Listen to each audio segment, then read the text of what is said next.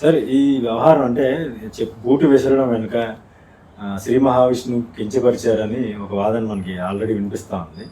అయితే అది శ్రీ మహావిష్ణువు విగ్రహం అవునా కాదా అనే అనుమానం కూడా కొంతమంది వ్యక్తం చేస్తూ ఉన్నారు.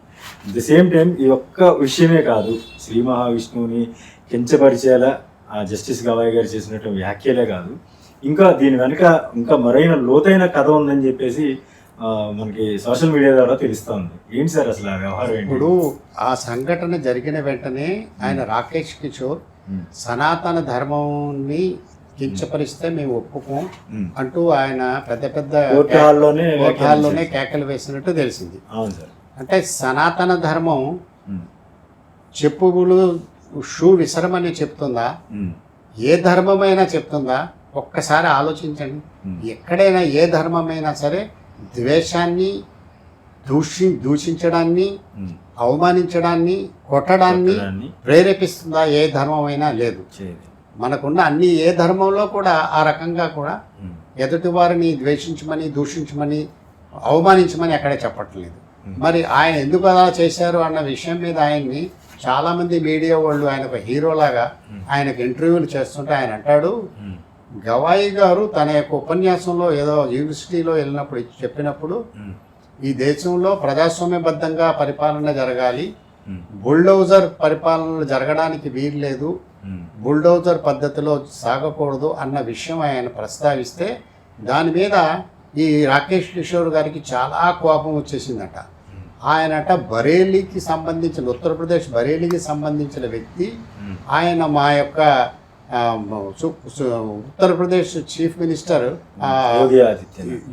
యోగి ఆదిత్యనాథ్ గారు, యోగి గారి గురించి అలా మాట్లాడతాడా ఆయన? నాకు ఆ మాట మీద నాకు లోపల మనసులో నాకు ఎంత కోపం అంటే, ఆయనకి దాని మీద ఆయన కోపం వచ్చేసిందంట. దాని మీద ఆయనకు ఒక రకమైన గ్రడ్జ్ వచ్చేసిందంట. ఆ గ్రడ్జ్ తీర్చుకోవడం కోసం ఇలాంటి చర్య చేయదంటే, ఈ చర్య చేయడానికి వెనుక ఉన్నటువంటి కారణాలు, అసలు కారణం అది చెప్తాడు. అంటే మొత్తం మీద అది వారి యొక్క కావాలని ఉద్దేశపూర్వకంగా చేసినట్టే కదా. అది అనుకోకుండా జరిగిన సంఘటన కాదు. అది ఖచ్చితంగా ఏంటంటే ఆయన ధర్మం గురించి చెప్పడం ఇదంతా కూడా ప్రీ ప్లాన్డ్.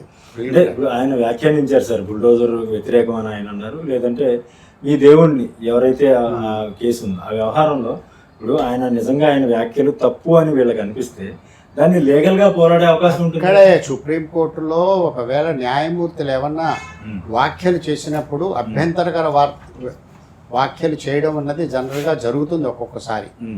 దానివల్ల ఇబ్బంది, హర్ట్ అయ్యే అవకాశాలు కూడా ఉంటాయి. న్యాయవాదులు కూడా హర్ట్ అవుతారు. హర్ట్ అయినప్పుడు నేను ఇలా ఈ రకంగా చెప్పినటువంటి వ్యాఖ్యానం అన్నది ఇది సరి అయింది కాదు, సమంజసం కాదు అని వెంటనే మనం రియాక్షన్ మనం చెప్పడానికి వీలుంది, చెప్తాం. అది కూడా రికార్డ్ అవుతుంది అక్కడ. అది చాలు ఆ మాట. నీకు చెప్పగలిగే ధైర్యం నీకు ఉన్నప్పుడు నువ్వు చెప్పు విసిరేదాకా వెళ్ళావంటే నువ్వు ఎందుకు చెప్పలేకపోయావు?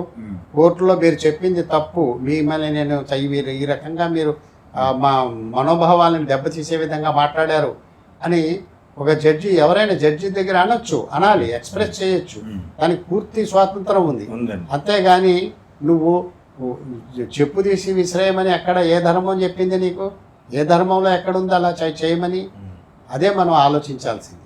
అంటే విచక్షణ కోల్పోయాడు ఆయన, ఇంగిత జ్ఞానం కోల్పోయాడు. నెక్స్ట్ లీగల్గా తనకున్న అవకాశాన్ని కూడా వినియోగించుకునే మానసిక స్థితి లేదంటారు ఆయన దగ్గర. కావాలని చేసేటప్పుడు దాంట్లో దీని ఉండదు. ఇంకా ఉద్దేశపూర్వకంగా చేయించేవాళ్ళు వేరే ఉన్నప్పుడు వేరే వ్యక్తులు వెనకాల ఉండి చేయించారు అని అంటే మనం దాని గురించి ఎలా ఆలోచించాలో ఆలోచించుకోవచ్చు. Right sir, thank you very much.